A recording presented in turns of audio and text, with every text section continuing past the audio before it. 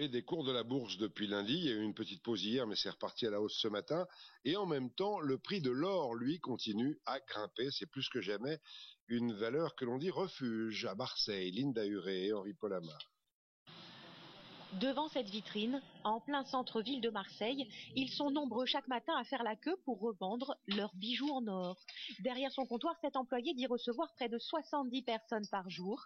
D'abord, les bijoux sont expertisés. Là, actuellement, j'utilise l'acide révélateur au 18 carats, puisque c'est le 18 carats qui revient le plus souvent. Pour des raisons de sécurité, ce salarié préfère garder l'anonymat. Le cours de l'or atteint en effet des niveaux historiques, 20 € brut le gramme.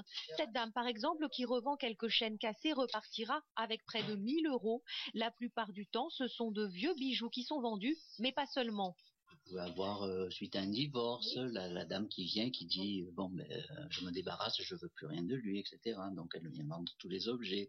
Et puis là, elle peut avoir des surprises en se disant, tiens, en plus si c'était pas de l'or, j'ai bien fait divorcer. Cassé devant le client, le bijou sera refondu. Depuis quelques semaines, ce comptoir connaît une affluence record. Qu'est-ce que vous êtes venu vendre là? C'est une chaîne, voilà, qui est à ma femme et qui est dans la voiture.